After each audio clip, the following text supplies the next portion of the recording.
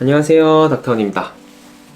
오늘은 간헐적 단식 필수 질문 2탄입니다. 자, 간헐적 단식을 하면 할수록 왜 좋은지, 어떤 게 좋은지 궁금하신 분들을 위한 첫 번째 영상, 그 다음에 간헐적 단식을 할 때 궁금한 것들, 제가 1편에 아주 유용한 내용들 많이 담았으니까 그것도 안 보고 오셨다면 꼭 보고 오시고요.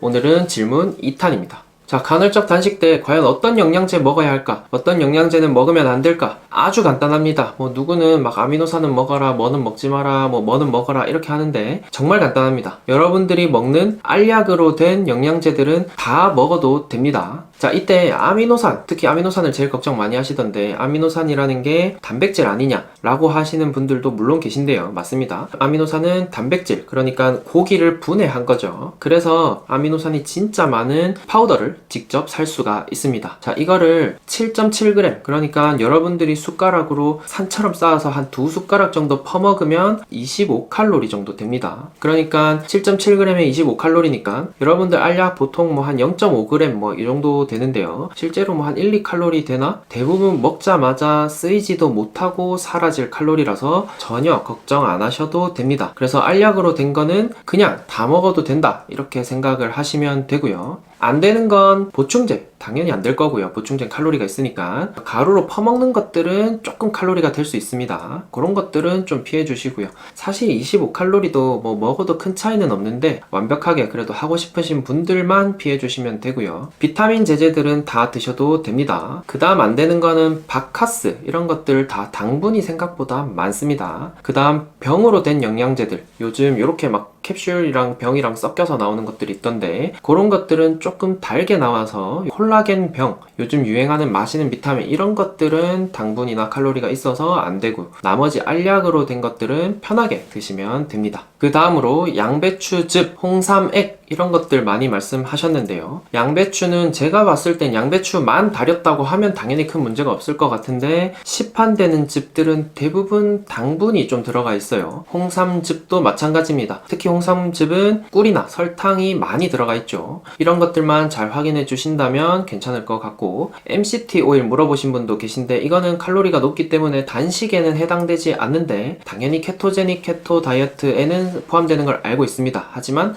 단식에는 포함되지 않는다는 거 알고 계시면 될 것 같습니다. 그 다음 또 진짜 중요한 거, 내가 지금 아파서 약 먹고 있다, 어떻게 하죠? 단식을 해야 될까요? 말아야 될까요? 하시는 분들이 많습니다. 자, 이런 분들은 제일 편한 건 근처 병원, 아니면 내가 약 먹고 있는 병원에 가서 물어보는 게 제일 좋고요. 그거 빼고 단식을 하면 안 되는 질환들이 있습니다. 첫 번째는 소모성 질환, 내 몸에서 영양분이 계속 빨리 빠져나가고 있는 질환들, 그 다음에 영양분을 빠르게 쓰고 있는 분들, 그런 분들은 단식을 조금 심각하게 좀 조심히 하시거나 진지하게 고민하시는 것이 중요합니다. 예를 들어서 크론병 같이 장에서 영양분을 흡수를 잘 못하고 계속 새나가고 있는 분들, 또 갑상선 항진증처럼 내 몸에서 심장이 빨리 뛰고 영양분 소모가 빠른 분들, 심장병이 있는 분들, 이런 분들은 아주 조심히 단식을 하셔야 됩니다. 영양분이 훨씬 빨리 고갈될 수 있고 아니면 다른 사람들보다 훨씬 부족할 수 있기 때문에 꼭 의사와 상의 후에 하시는 것을 추천드립니다. 마지막으로 제일 중요한 당뇨, 이분들은 단식 정말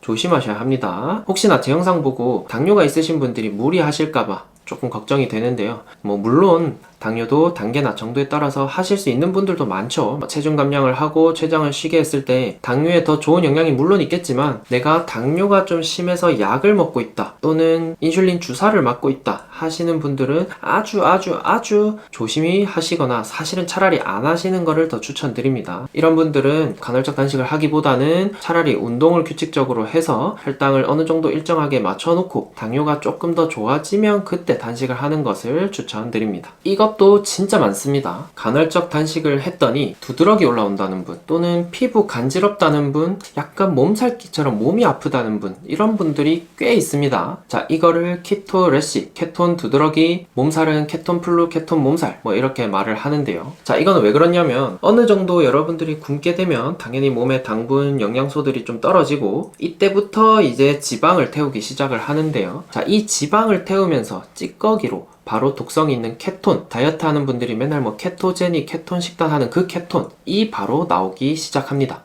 이 케톤이 독성이 조금 있습니다. 그래서 몸의 일정 수준을 넘어가거나 아니면 케톤에 민감한 분들은 두드러기가 난다든지 몸이 좀 몸살기처럼 아프다든지 하실 수가 있어요. 자, 이런 분들은 현재 하시는 다이어트 단식 주기보다는 조금 짧게 하거나 아니면 조금 쉬면서 밥을 좀 드시면 금방 좋아지고, 특히 이런 분들은 물을 많이 먹어서 빨리빨리 케톤을 배출시켜 주시면 훨씬 증상이 빨리 좋아지게 됩니다. 그 이후에 단식을 조금 더 천천히 너무 길지 않게 하시면 될 것 같습니다. 금식 5일은 조금 너무 긴 것 같은데 뭐 다른 영양제들은 다 드셔도 되고, 사실 저는 이제 2일 이상의 단식은 별로 추천 안 해요. 여러분들도 뭐 직장 당연히 다니실 거고 뭐 일상생활 다 할 거니까 뭐 주말에 이틀 정도는 해볼 수도 있겠지만, 사실 그 이상은 건강상의 문제가 생길 수도 있기 때문에 저는 웬만하면 추천드리지 않습니다. 저체중인 사람도 해도 되나요? 당연히 해도 됩니다. 자, 이런 분들은 저혈당이 와서 어지러울 수 있으니까 처음부터 한 번에 뭐 하루 이틀 이렇게 하지는 마시고, 뭐 일단은 그냥 아침 점심 저녁을 먹고 야식을 덜 먹는 거, 그 다음은 저녁을 조금 일찍 먹는 거, 그 다음은 뭐 아침 점심만 먹는 거, 이런 식으로 조금씩 살살 하시면 충분히 하실 수 있고요. 이런 분들도 노폐물이 빠지고 나면 저체중이라서 몸이 가벼운 것과는 조금 다른 가벼움을 느끼실 수도 있을 겁니다. 그 다음 단식은 얼마나 자주 해야 되나요? 사람마다 다 다릅니다. 하루에 16시간, 20시간, 뭐 하루 이렇게 하시는 분들도 있고, 평소에는 단식 스케줄대로 하고 주말에는 편하게 친구 만나면서 드시는 분들도 있고, 반대로 평일에는 좀 먹으면서 편하게 일을 하고 주말 이틀 바짝 굶는 분들도 있고, 아니면 일주일에 하루씩만 좀 굶는 분들도 계시고요. 요 말씀드린 패턴들이 대부분 가장 일반적인 패턴인 것 같습니다. 이 중에서 뭐 스케줄에 맞는 것들 골라서 하시면 될 것 같습니다. 다음, 단식 후에 다시 먹는 것, 그러니까 보식에 대해서도 많이 물어보시는데요. 대부분 댓글도 그렇고 저한테 물어보시는 분들도 그렇고 다시 먹는 걸 굉장히 두려워 하시더라고요. 뭔가 더 안 좋아지진 않을까, 뭐 부작용이 오진 않을까, 이런 것들을 두려워 하시는데, 단식은 내 위장들이 다 쉬고 다음번 먹을 때를 위해서 단식을 하는 겁니다. 내 몸이 영양분이 부족하다는 자극을 주고 그랬을 때 다시 먹었을 때 효율을 좋게 하려고 하는 거니까, 몸에 자극을 준다, 몸에 충격을 준다, 효율을 올린다, 이런 느낌으로 간헐적 단식을 하는 거지, 뭐 내가 쫄쫄쫄 굶어서 뭐 살을 빼겠다, 좋게 하겠다, 이런 거랑은 지금 조금 느낌이 다른 겁니다. 자극을 주는 것과 굶는 것 자체가 몸이 좋아지는 거랑은 약간 느낌이 달라요. 며칠을 해도 몇 시간을 해도 자극을 적당하게 주고 또 적당하게 잘 드시면 충분히 효과가 있습니다. 너무 막 강박적으로 막 하실 필요는 없고요. 그래서 어렵지 않게 그냥 여러분들이 좀 편하게, 뭐 일주일에 하루가 됐든 이틀이 됐든 여러분들이 원하는 만큼 편하게 하시면 좋을 것 같습니다. 오늘 영상은 여기까지고요. 또 질문이 쌓이면 여러분들한테 찾아오도록 하겠습니다. 안녕.